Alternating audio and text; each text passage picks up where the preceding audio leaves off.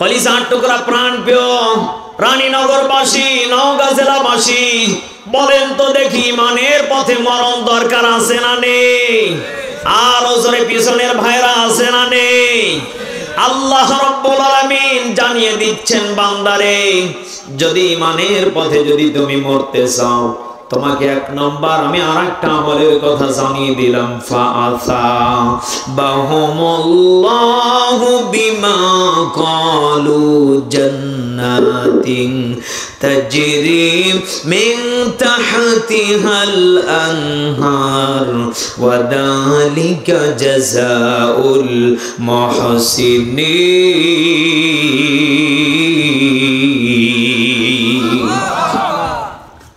সূরা মাইদা 7 নম্বর পারা 1 নম্বর পৃষ্ঠা 5 নম্বর লাইনের 85 নম্বর আয়াত। এই পবিত্র কোরআনুল কারীমের ভিতরে আল্লাহ রাব্বুল আলামিন জানিয়ে দিচ্ছেন, বান্দারে মায়া ঘেরা রঙিন হে পৃথিবী নয়তো সুখের খনি, ঠিক কিনা? জান্নাতে পাবে তুমি হো রহে গেল মান যা চাবে, জান্নাতের সব নেয়ামত তোমায় স্বাগতম জানাবে। শর্ত একটাই তোমাকে দিতে হবে কোরবানি, শর্ত একটাই তোমাকে দিতে হবে কোরবানি। করতে পারো তুমি যদি, করতে পারো তুমি যদি এক আল্লাহর গোলামি, মায়া ঘেরা রঙিন হে পৃথিবী নয়তো সুখের খনি। জবানটা খুলে বলেন ঠিক কিনা? এই মায়া ঘেরা পৃথিবীর আমি যখন বর্ণনা দেই, আমার কলিজাটা থরথর করে কাঁপে। মুফাসসিরিন ইকরাম বর্ণনা করেন, মায়া ঘেরা পৃথিবীটা এত বড় স্বার্থপর, এত বড় ধোঁকা, এত বড় একটা ধোঁকার দুনিয়া। আপনার বিবির জন্য আপনি কতই না কি করেছেন, আপনার বিবির জন্য আপনি সুদ খেয়েছেন, ঘুষ খেয়েছেন, হারাম পথে আপনি কামাই করেছেন। আপনার ছেলে মেয়ের দিকে তাকিয়ে হারামকে হারাম মনে করেন নাই, জুলুমকে জুলুম মনে করেন নাই। আপনি মানুষের জিনিসকে ছেড়ে ছিঁড়ে আঁকড়ে ধরে পিটিয়ে হত্যা করে পর্যন্ত আমার দেশের মুসলমান খায়, এমন মুসলমান আমার দেশে আছে না নেই?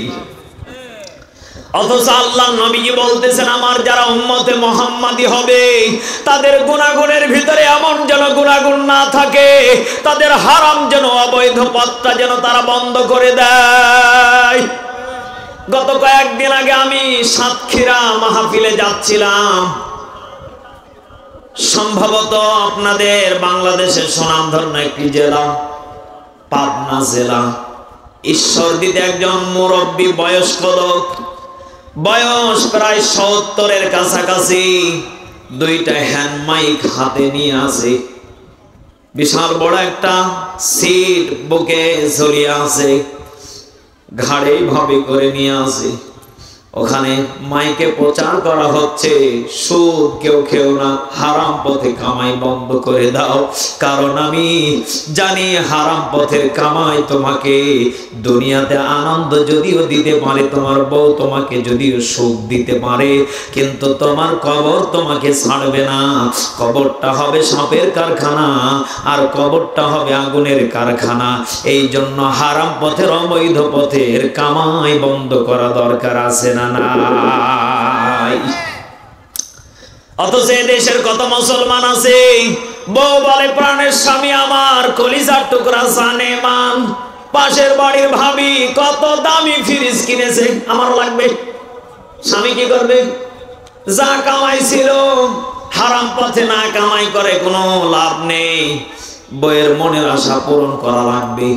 হারাম কামাই করে বউকে দামি ফ্রিজ আপনি গিফট করলেন, আপনার বউকে আপনি দামি সোফা গিফট করলেন, দামি খাটে করে বিবিকে অবৈধ পথে কামাই করে আপনি দামি বেডে ঘুমালেন। বলেন তো দেখি, চোখ দুটা যদি বন্ধ হয়ে যায়, আপনার বিবিও আপনার কাছে থাকবে না।